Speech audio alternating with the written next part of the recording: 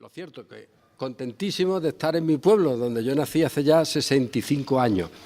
He podido conocer a través de la historia de nuestra Reforma Protestante española a gente extraordinaria, de ideología muy diversa, pero a gente extraordinaria. Y yo siempre digo, y aquí reitero, hay que ver cómo serían los nuestros, que aún hoy siguen aglutinando a lo mejor de cada lugar. Es asombroso, gente de todo tipo, en cuanto a ideología, de creencias, etcétera, pero que se colocan en ese modelo de lo que ellos querían y representaban, que es un modelo de raíz, de creencia radical, pero al mismo tiempo, y por eso mismo, de gran tolerancia. El que no tiene raíz no es tolerante. La intolerancia nace de la ausencia de raíz, del miedo a que te desarraigan. Pero el que se siente como una buena encina arraigado, no le importan los vientos que vengan, porque se sabe dónde está. Y, curiosamente, la radicalidad, bien entendida, produce tolerancia. Y la duda, el no saber ni siquiera qué crees, pues muchas veces eso se refuerza o se quiere sostener con una actitud intolerante de las que hoy todavía pues seguimos teniendo multitud de ejemplos. ¿Y cómo empiezan estas cosas? De manera muy diversa. Hace unos meses, por razones que no vienen al caso, pues estaba en Montemolín mirando allí en el archivo algunos documentos sobre Casiodoro de Reina.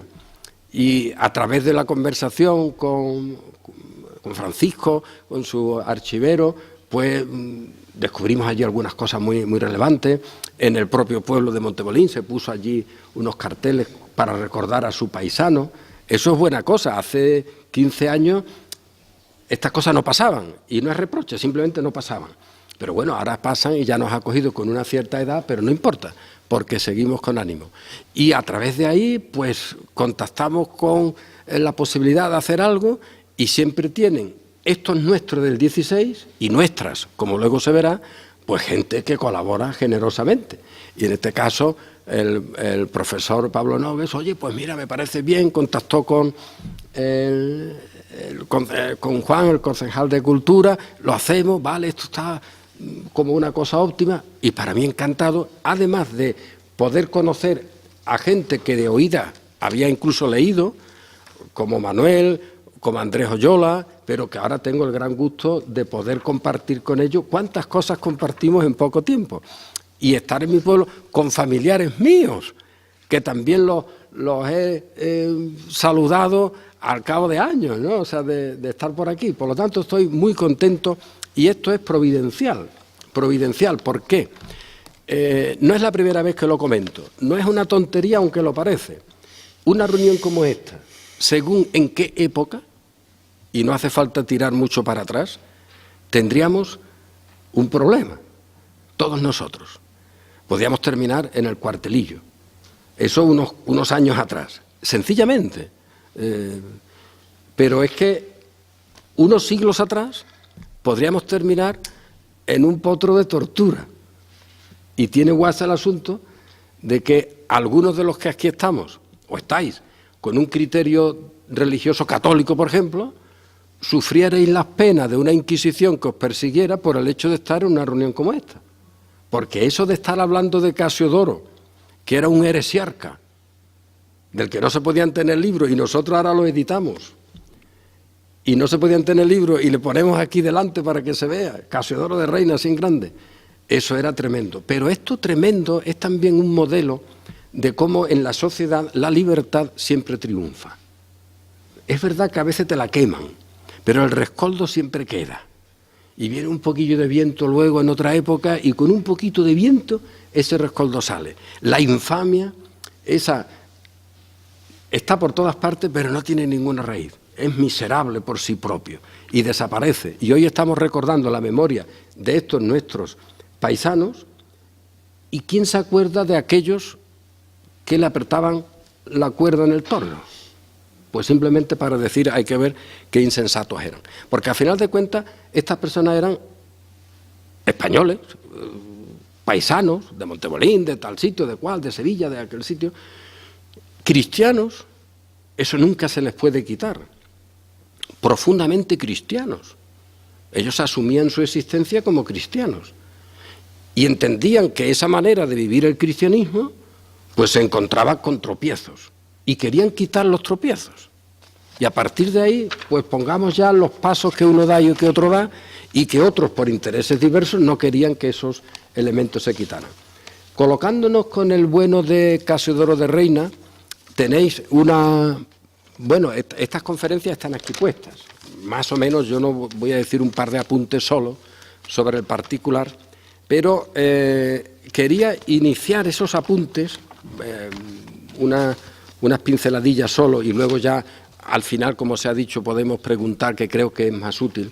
Pero quiero leer, porque al final he puesto algunas selecciones, donde pone apéndice, algunas selecciones de textos de las obras que escribió Casiodoro, porque nos encontramos, y eso es terrible este año de celebración, en que mucha gente habla de Casiodoro de Reina y no le interesa nada lo que él escribió. Aunque parezca un poco bruto, él es un representante, lógicamente, del protestantismo español. Hoy, Casiodoro de Reina no podría ser pastor en el 98%, por lo menos, porque soy optimista, de las iglesias protestantes españolas. ¿Qué ha pasado? Lo que sea, pero esto no se puede obviar. Si estamos para rescatar la memoria, hay que rescatarla completa. Nuestro Casiodoro hoy no tendría cabida en la inmensa mayoría de iglesias que se llaman protestantes evangélicas. ¿Por qué? Porque está en otro mundo. Eran sus ideas diferentes. ¿Esto es malo o es bueno? No. ¿Es reproche? Tampoco. Es simplemente indicar un hecho objetivo. Y en ese hecho objetivo está el que sus escritos pues no se han valorado, ni se haya preocupado nadie de sacarlos. Nosotros hicimos una traducción de su comentario al Evangelio de Juan hace unos años, pero ese comentario estaba ahí, escrito en latín, y no se tradujo nunca. Y en esa traducción se incluyó el prefacio a la Biblia del Oso, que él lo insertó en latín. Oye, mucho quererlo, pueblo evangélico, pero el prefacio extraordinario, que menciona muchos aspectos políticos, había quedado todavía en latín, 400 años y pico. Es que nadie se le ocurrió traducirlo, pues no se había traducido. Eso es indicación de que hay personajes que se tienen como referente un poco emotivo para reunir voluntades, etcétera, pero que no se los querría en lo que ellos representaban y hoy no se los tendría aquí en la mesa. Eso es una realidad. No es nuestro caso, porque nuestro Casiodoro es bienvenido y él es el jefe de esta mesa, en el sentido de que lo que él representa y representó, pues para nosotros es valioso y por eso lo rescatamos, pero no por una referencia histórica que puede servir para que nos apuntemos a algún, en fin, gramito de gloria, no, sino como lo que él fue, y en ese fue incluyo su condición cristiana. No se olvide, un cristianismo saneado, nada de hipocritones, de una banda o de otra, saneado.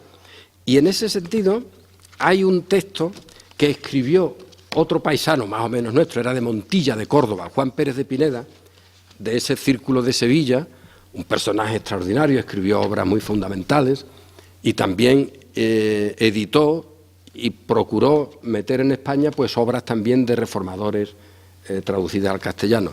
Pues ese hombre escribió una carta, una epístola consolatoria, cuando se enteró que en Sevilla habían atrapado al grupo clandestino, ahora mencionaremos, aunque sea un poco, porque creo que va a salir en varias ocasiones, de lo que allí se llamaba la iglesia chiquita, una iglesia clandestina, organizada, peculiar, autóctona, pues no era una iglesia luterana de alemanes, sino de españoles, vaya, en la que estaba Casiodoro, y estaba Cipriano de Valera, y estaban otros de aquí de nuestro entorno.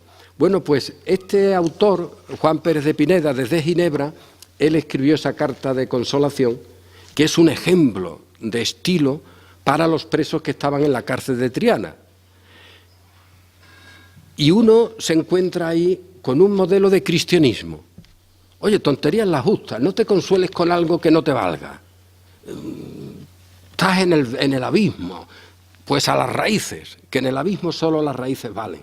Que sepas que crees. Y en esa carta, pues este Juan Pérez de Pineda, que era un gran colaborador de Calvino en Ginebra, un brazo derecho de Calvino, que no es tema menor, para organizar iglesias y grupos, etcétera, pues les dice, entre otras cosas, y yo esto casi siempre cuando lo menciono me emociono. Hoy tengo ya, durante todo este discurso, los mecanismos mentales para no hacerlo. Y es que le dice a aquellos que estaban presos, ellos nunca leyeron la carta, evidentemente, pero les dice, esas mordazas que os ponen, y dije yo que no me emocionaba, ya veremos, esas mordazas que os ponen cuando los llevaban de la cárcel a la plaza de San Francisco para hacer el auto de fe y luego al quemadero, a algunos y a algunas, no a todos, es verdad, le ponían una mordaza para que no hablaran, porque algunos sencillamente por el camino iban avisando y diciendo cosas y algunos simplemente cantando. Bueno, pues les ponían una mordaza. Y este Juan Pérez de Pineda dice, esas mordazas vendrá el día en que se convertirán en lenguas. Dios las convertirá en lenguas vivas que aclamen lo que vosotros no podéis aclamar ahora. Hay monasterio. ¿Qué ocurre? Pues que hoy de alguna manera esas mordazas aquí son lenguas que han sido liberadas. Y estamos, ¿qué? Pues recordando lo que ellos alababan, la fe, la creencia que ellos tenían. Estamos haciendo eso. Por lo tanto, la historia no se puede gobernar por poderes que uno considere mecanismos de poder humano. Hay algo que trasciende y que hoy, en este lugar, al cabo de tanto tiempo, esas mordazas se han soltado y se han convertido en lenguas que recuerden la grandeza del Señor en el cual ellos creían, etcétera, y eso es lo que está pasando en nuestro presente inmediato. Al decir yo monasterio y antes Montemolín, el inicio de la conferencia, que ya digo, no voy a leer de ella, pero me salió bonito, la verdad. Lo puse aquí unas cosas de nuestro himno, y yo me gusté y todo. Digo, como nuestro himno dice que Extremadura es de historias y tal, digo, pues aquí está nuestro himno cantándolo, ¿no? Aunque la historia depende de cómo te la cuenten. La historia tiene caras muy diversas y nuestra tierra es tierra de gloria, pero gloria también relativa, porque la gloria de nuestro Casiodoro, la tuvo que disfrutar o vivir en tierra ajena. Eso también hay que tenerlo en cuenta. Y eso es historia. Nuestra tierra es tierra de historia, aunque la hayan tenido que escribir muchos en el exilio. Pero es de nuestra tierra, porque ellos nunca rehusaron llamarse de nuestra tierra, porque así firmaban, o ser gente que amaban a su patria. Y yo, una de las cosas que mencionaba era algo así como, ¡ay de ti, Montemolín! ¡Ay de ti, monasterio! Ponía yo por aquí en alguna parte que no encuentro ahora. Bueno, ¿por qué? Porque lo que una vez fue grandeza, Montemolín, por ejemplo, un núcleo extraordinario de fortaleza, de poder, con la Orden de Santiago, con otras cuestiones, luego eso se transformó en marquesados, el marqués de Monasterio, el marquesado de Monasterio, el marquesado de Montemolín. Hay miserables gobernantes para vender esas tierras y los que en ella había, que esto es como cuando vendes un piso con inquilino, a banqueros extranjeros, miserables, que vendieron esta tierra, aunque la quisieron pintar muy bonita a la venta y dicen, vale, hacemos un marquesado, y a los que se lo vendemos, estos genoveses, para que no parezca que son extranjeros, lo hacemos miembro del Consejo Real, y a uno de ellos lo hacemos tesorero de la infanta. Eran extranjeros, con intereses extranjeros, y la corona hispana le tuvo que dar estas tierras por las deudas que había contraído. Miserables. Pero aquí está nuestro Casiodoro, y por eso relacionaba esta idea de Casiodoro con la reforma europea. Porque resulta que en la vida de Casiodoro hay un episodio notable con alguien que ya se mencionó aquí, con un tal Marcos Pérez de Segura, casi seguro que era de Segura de León. Bueno, este Marcos Pérez, de origen judío, era protestante, radicalmente protestante, fortísimo, y era riquísimo. Un tío competente, se había hecho de buenos negocios, el padre ya lo había montado bien el asunto y el hijo organizó muy bien el manejo de sus ingresos con su mujer y su familia. Pues bien, cuando uno analiza, y hay obras recientes, yo recuerdo una sobre el marqués de Monasterio, no sé qué negro, el Centurión o no, algo de eso se llama, que es una obra sobre el personaje que ha escrito una profesora de la Universidad Complutense. Bueno, eso se enmarca siempre en la época en la que los banqueros, genoveses o donde fuera, tenían controlada España porque le tenían que prestar dinero continuamente a la corona. Y todo el mundo te dice, con los matices que quiera, pero te dice, hombre, es que la corona se arruinó. Ya con Carlos V estaba medio arruinada y luego con Felipe II fue total. ¿Por qué? Y todos te dicen, por las guerras que tenía desplegada en Europa. Sobre todo las guerras de Flandes, esas siempre aparecen. La cantidad de dinero que se perdió en la corona española por las guerras de Flandes. Bueno, y en las guerras de Flandes en torno, ¿de qué se trataba?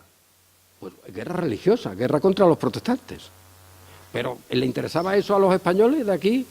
Sí o no, dependerá. Porque el bueno de Carlos V es curioso que él podía incluso enfadarse con un papa y quitarlo de en medio. Pero siempre dejaba el catolicismo como algo intocable. O sea, era un emperador que necesitaba el catolicismo como una especie de ámbito sacramental para obtener la salvación, porque el rey por su cuenta con las manos manchadas de sangre nunca lo podía hacer y necesitaba el elemento sacerdotal o sacramental para limpiarse, pero luego tenía la idea de que cualquier papa no, el que él pusiera, y había guerra contra los papas, incluso la vez saquean Roma. Esa es una mentalidad curiosa, pero que les lleva a guerrear y a hacer guerras permanentes contra los protestantes en Europa.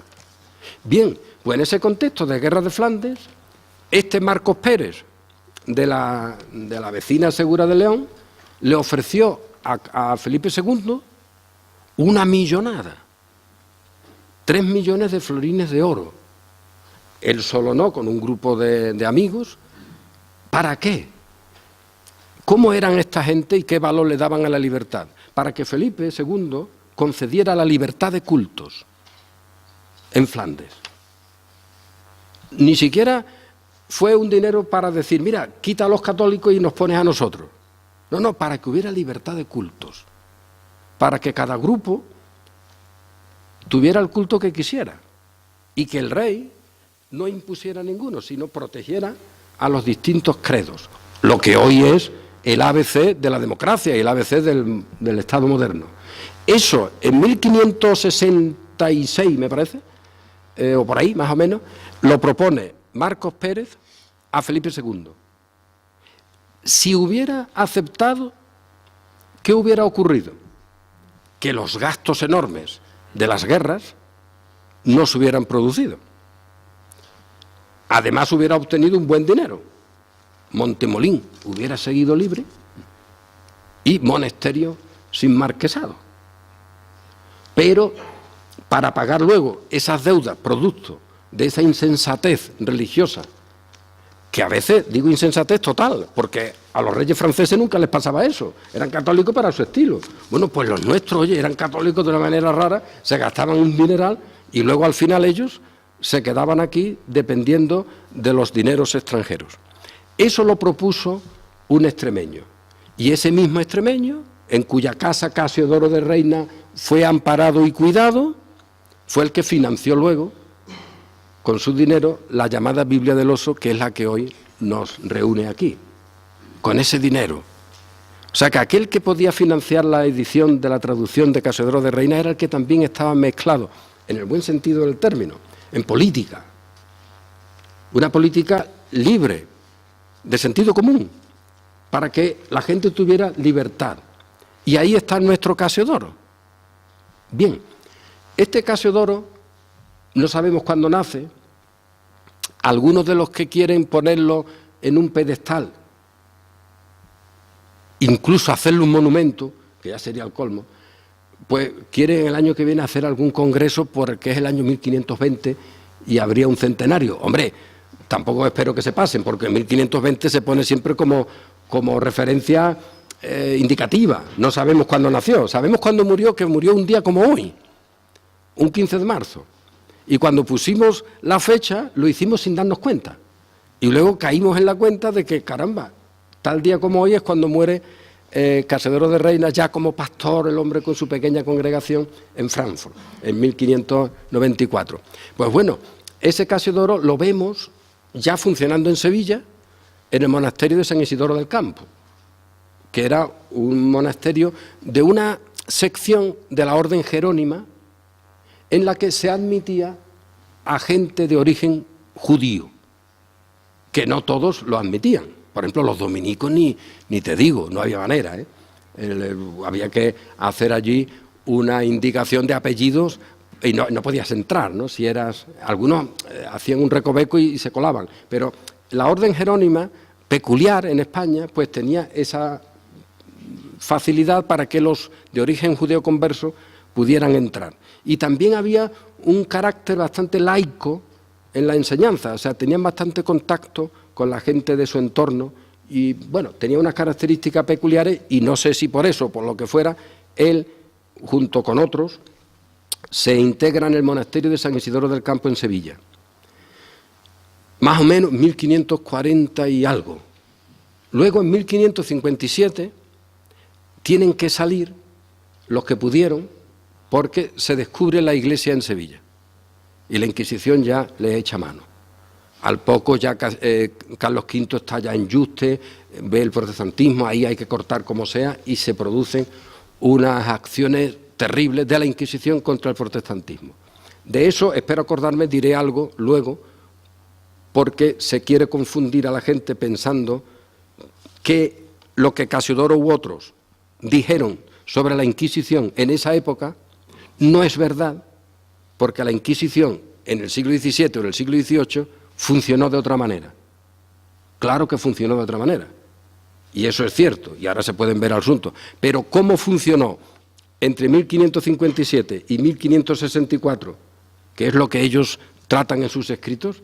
Es tal como ellos dicen, de una manera atroz, para reprimir el protestantismo. Luego la Inquisición trabajó en otros campos y eso ya es otro tiempo. Bien, pero, y eso aparece ahí en el librito, una de las cuestiones que uno se puede plantear es, vamos a ver, estamos hablando de gente honrada, que puede dar la vida por lo que cree. Y él se encuentra en el monasterio, pero allí en Sevilla había, aparte del monasterio, pues otros grupos en la ciudad que, oye, no tenían que ser luteranos porque un alemán les viniera a dar allí una lección, o como los latinos que quieren que venga un americano para darte una lección y te conviertan en una iglesia. No, eran españoles y leían la Biblia y la analizaban. Y vamos a ver por qué un alemán lee la Biblia y se convierte en un lutero y un español lee la Biblia y se tiene que convertir en otra cosa. Pues mira, se convirtieron también en protestantes. Pero ese concepto es curioso y sería bueno que lo analizáramos, ¿eh? Cómo una persona creyente que vive en un contexto donde hay solo una iglesia, que se ve relativamente, nosotros la vemos en parte y ellos en menos, porque veían un poco del entorno que había. A Roma no iba casi nadie, en fin, no tenía la información que hoy tenemos. ¿Cómo viven ellos ese concepto? Porque al principio piensan, yo estoy en la iglesia, la católica, la única, que es que no hay otra, vaya. Y luego llega un momento en que dicen, oye, pero esto se ha complicado, porque lo que yo creo, ahora la Inquisición lo califica de herejía. ¿Cómo es posible esto? Porque yo no me he metido en un grupo hereje. Yo no he ido a un sitio donde se predicara la herejía porque me gustaba más. No, yo he nacido aquí como monje, he leído, he analizado, quiero servir a Dios, y ahora resulta que las cosas que yo creo, veo que la Inquisición las califica como heréticas. Pues oye, es para pensárselo, ¿eh? Porque, sobre todo también sabiendo cómo se las usaba la Inquisición. Eso es una experiencia tremenda, que tú llegues a la conclusión de que lo que tú ya crees, como la iglesia antigua, la católica, la verdadera, la que tú has tenido siempre como la única, ahora resulta que eso, tal como tú lo crees, te lo califican como herejía. Bueno, pues ese grupo de herejes en Sevilla más o menos estaba delimitado a lo que se llamó una iglesia chiquita. También se menciona ahí, eso vamos, está en los documentos de cualquier historia, porque hay un librito que circulaba manuscrito en la iglesia de Sevilla, la iglesia clandestina, que no se sabe, ojalá algún día se encuentre, pero no se sabe qué contenía, pero sí el título, porque la Inquisición lo pone en varios sitios. Y el título era Diálogo de consolación entre Cristo y su iglesia chiquita de Sevilla frente a la enorme, la grande de los Herodes. Y de ahí la frase, esa iglesia chiquita, ¿no? Bien, Casiodoro y otros en el monasterio tienen claro que esa iglesia chiquita es la suya, donde ellos están. Es la verdadera en medio de aquella otra, que empiezan a descubrir cuestiones, no solo en el monasterio, con los monjes, sino también en Sevilla, donde hay grupos muy diversos, y luego se tratará esa cuestión en las mujeres de la Reforma sevillana, como estaban en varios conventos, etcétera. Vale, eso queda claro. Y ahora la iglesia grande de los Herodes, con la Inquisición, persigue a esa chiquita y se quitan de en medio. Y tienen que huir, los que pueden. Otros no pueden, los trincan en Sevilla y terminan malamente unos, otros regular. Vale. Pero, y esto lo he subrayado en la nota, en alguna nota, porque también vale para nuestro tiempo. Oye, tú ahora estás en Alemania, tú estás en Ginebra, tú estás en Europa, en la Europa protestante. Y tú aquí en Sevilla, en el monasterio y en la ciudad, tenías clara cuál era esa iglesia chiquita, cuál era esa modalidad de cristianismo que tú considerabas válido frente a la otra errónea. Y no lo considerabas válido porque hicieran el culto de una manera o porque tuvieran un tipo de sacramento, porque el culto lo hacían como podían, escondidos, cuando podían, sino por la creencia, por lo que ellos creían, por lo que se ha discutido mucho y tratado, por lo que se consideraba en una obrita que circulaba también por Europa y llegó aquí a España mucho y estuvo en muchos lugares de grandes señores de la época, que era El beneficio de Cristo. Eso era un librito donde al final de cuentas tú te quedabas ¿con qué? Pues con lo que Cristo te da. Y es que no puedes poner ni quitar lo que Él te da, ese beneficio de Cristo, ese concepto de que al final lo que tú tienes en cuanto a la salvación es lo que Cristo el Señor te da. Oye, pues mira, ese era el cristianismo de esta gente. Y eso lo tenían claro. Pero qué tremendo tiene que ser para que una persona que ama la verdad, que ama a su iglesia, a la iglesia, vaya, a la chiquita que había por allí, y ahora se encuentra en Europa que hay muchas iglesias. No solamente está la grande de los Herodes, la iglesia romana, sino que vas a una zona de Alemania y tienes una iglesia luterana que dice que hay que creer unas cosas y tiene una confesión de fe determinada, un documento que hay que firmar. Te vas a Ginebra y en Ginebra había una estructura determinada, no como a veces se ha dicho, por cierto, de tiranía, o de que Calvino allí era no sé qué. Ginebra tenía 10.000 habitantes, no se podía ser muy dictador de aquello cuando cada año hacían además elecciones libres para los distintos estamentos de gobierno, a mano alzada. O sea que si en Ginebra había un dictador, eso era un milagro. No podía haberlo, porque cambiaban los órganos de gobierno cada año. Y encima en votación a mano alzada. Y allí Calvino fue toda su vida, excepto al final, que le dieron el estatuto de burgués, un extranjero que no podía votar. O sea, esas cosas también hay que tenerla en cuenta. Era un pastor asalariado, es decir, que le pagaban un salario, pero era un pastor, no era un dictador. En cualquier caso, pero tenía una forma de gobierno. Luego, en Francia, pues anda que no, había grupos diversos, había las guerras de religión, las llamadas de religión. Te vas a Holanda, en Flandes, allí había también sus grescas. Te vas a Inglaterra, pues también. Y ahora, si estuviéramos en su lugar, ¿qué haríamos? Oye, pues ahora resulta que yo, ¿a qué iglesia pertenezco? ¿De qué iglesia soy pastor? Porque yo tengo el convencimiento de que Dios me ha llamado para ser pastor, para ayudar a esta gente. ¿Cuál es? Porque yo en Sevilla la tenía clara, era la chiquita. Aquellos grupos, aquellas mujeres, aquellas personas con las que yo me reunía, que tenían pinta diversa, creían algunas cosas unos de otros, pero estábamos en ese mismo sentido de la obra de Cristo como el fundamento. Y ahora se encuentra en Europa que hay de todo, intereses políticos. Y lo que le tuvo que partir el corazón, que algunas de estas iglesias perseguía con las armas a los otros grupos, también protestantes. Eso era un caos. Y Casiodoro y los nuestros que dicen, esto no es, este no es nuestro cristianismo. Nosotros somos radicales en la fe, pero nosotros no tenemos que darle un espadazo a alguien porque no crea. Le tengo que explicar y ya creerá o no creerá, porque al final de cuentas Dios lo hará que crea o no. A palos no va a creer nadie. La hipocresía nunca ha sido buena para nada. Y este es el talante que Casiodoro de Reina desarrolla también en Europa. Y eso hace que no encaje en muchos lugares y que tenga que estar, en fin, trasladándose de un sitio a otro, pero siempre, y eso es una lección para todos, con el convencimiento de que a pesar de la dificultad, su deber no desaparecía. Porque también podemos caer nosotros hoy en esa trampa. Y mira que hay trampas así. Oye, ¿qué podemos hacer ante las mentiras que salen en Internet?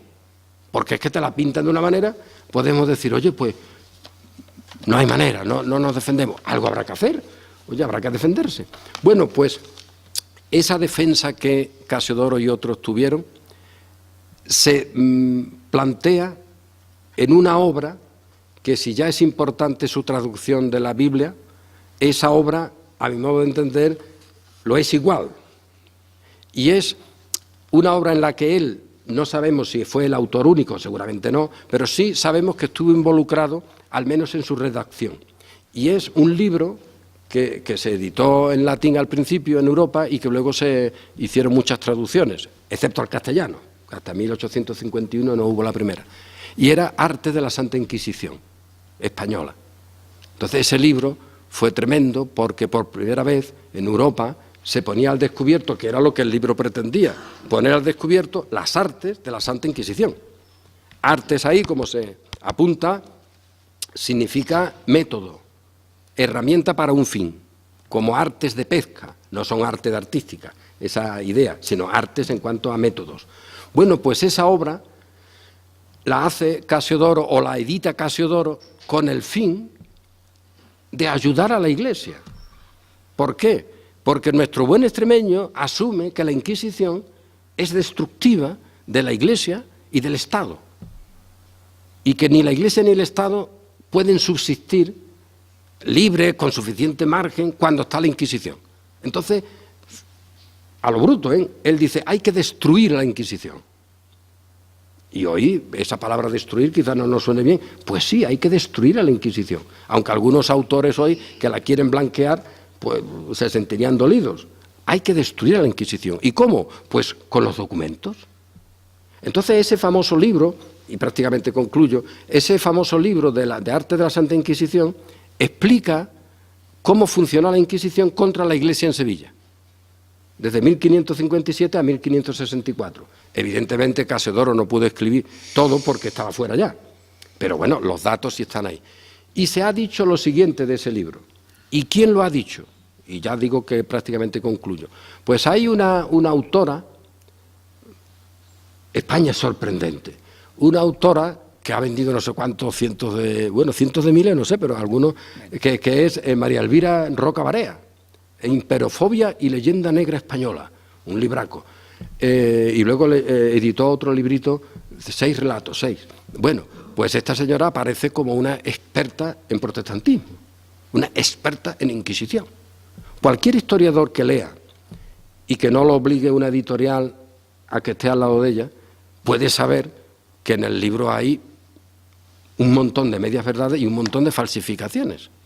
Pero entre ellas, el modelo fundamental es que ese libro de Arte de la Santa Inquisición, el de nuestro Casiodoro, fue un bulo que se inventaron para desacreditar a la Inquisición y meterle el dedo en el ojo a la monarquía española. Hombre, no. Y se dice de todo menos bonito del autor o los autores, que eran renegados españoles. Esa señora no tiene pelos en la lengua a la hora de insultar a cualquiera. Es tremendo, ¿no?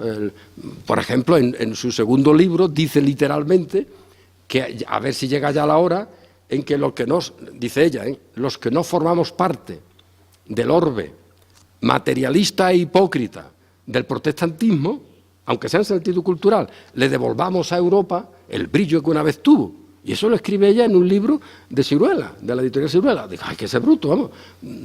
El orbe materialista e hipócrita del protestantismo. Bueno, pues esas son las historias. Pero este libro, Arte de la Santa Inquisición, aparece en ese libro y en otros como el modelo de lo que es la falsificación para obtener un bien. El modelo de leyenda negra. Y bueno, eso ha habido autores que han dicho, hombre, leyenda negra no. Y además, el libro en concreto, Arte de la Santa Inquisición, que nuestro Casiodoro estuvo mezclado con él, que Marcos Pérez también financió y estuvo por ahí su casa en el trabajo de sacarlo para adelante, quería destruir la Inquisición y que en Europa se enteraran de lo que la Inquisición era. ¿Y qué dice el libro? Oye, pues el libro dice cómo funciona la Inquisición, algunas normas, y luego da 12 personajes de los que mueren por la Inquisición en Sevilla, o son perseguidos. ¿Qué hay ahí falso? Oye, pues nada, fíjate, lo que se dice es correcto. ¿Por qué? Porque se dice para 1557 hasta el 64. Es correcto. Pero esta señora dice, no, eso es mentira. Porque la Inquisición, ahí pone que vaya, hombre, es que torturaba casi por diversión. Y la Inquisición nunca torturó, excepto algún porcentaje de veces. Sí, señora, eso es verdad. Porque la tortura era una cosa compleja, le costaba dinero a la Inquisición, y además lo que se sacaba por tortura no valía, porque a las 24 horas tenías que firmar lo mismo, pero ya sin tortura. Era un engorro. Por lo tanto, a la Inquisición no le interesaba la tortura, aparte de por otras cuestiones. Pero, ¿y en el caso de la represión de la Iglesia Chiquita de Sevilla? Documentación. Al menos en el 50% de los casos se torturó. Al menos en el 50% de los casos. Por lo tanto, si el libro dice que se torturaba una vez sí y otra vez no, lleva razón. Pero también te dicen, hombre, es que el libro no es de garantía, porque se le ve a la legua que el autor es de esa iglesia chiquita. Bueno, ¿y qué? He puesto muchas veces el ejemplo de una mujer maltratada. Oye, ¿que tú qué le vas a quitar? ¿Veracidad a lo que te diga una mujer maltratada porque es de parte lo que te dice?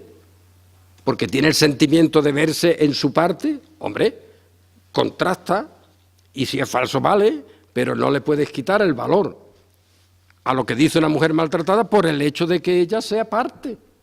Pues en el caso de esta obra, Arte de la Santa Inquisición, lo mismo.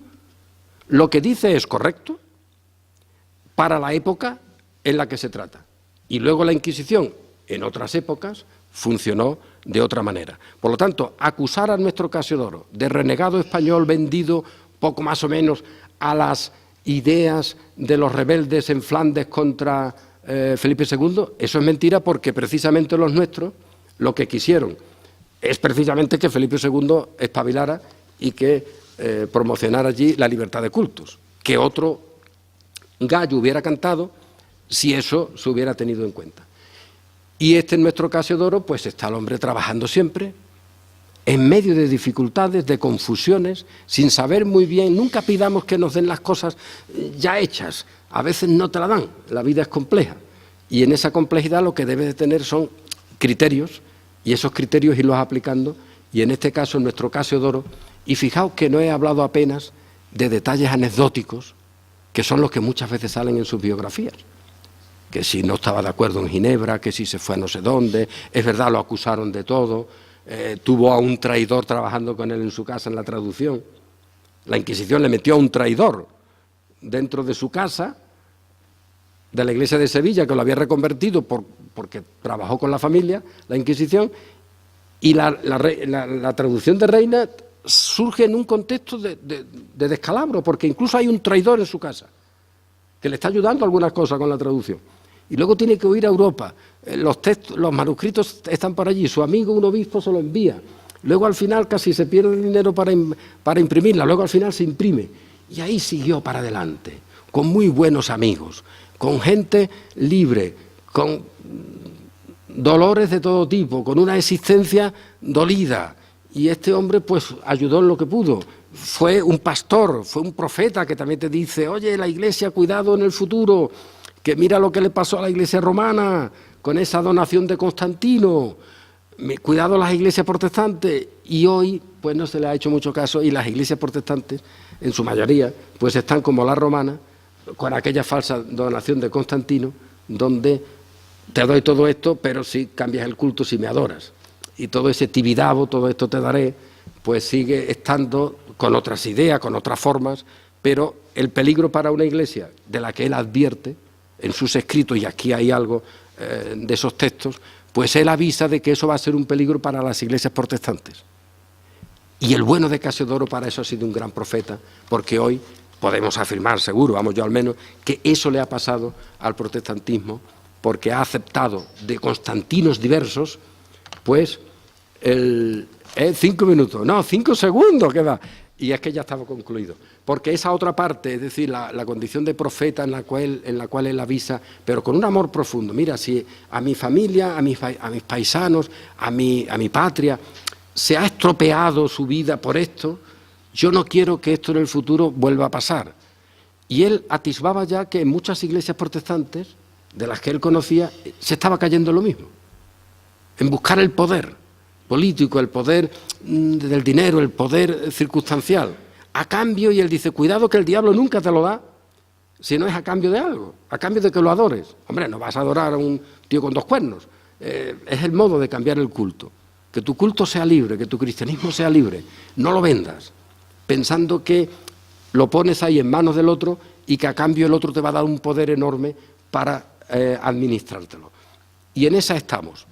Entonces estamos en este buen sitio, hablando de nuestro buen Casiodoro, y con una perspectiva problemática, como son todas las perspectivas humanas, pero al mismo tiempo una perspectiva saludable, porque podemos entre todos reflexionar y ver por dónde andan nuestras llagas, dónde podemos echarnos una mano, avisar al que está cerca de un hoyo, alegrarnos con el que ha encontrado por el camino una seta, yo qué sé, 1000 cosas que le dan alegría a la vida. Y desde la perspectiva de Casiodoro, si él estuviera aquí, diría sobre todo, y además es que existe la fe, lo que él tiene, lo que le hace seguir para adelante, lo que tiene su familia, porque se casó, tuvo muchos hijos, un buen extremeño, vaya. Y ahí está todavía con nosotros nuestro buen Casiodoro. Cosas de este tipo os encontraréis por aquí y al final, pues preguntas y respuestas que vendrán, si Dios quiere, si los demás no hablan tanto como yo, en una parte final que será para eso. Así que gracias a este pueblo, a mi pueblo, y gracias a todos vosotros por soportar esta...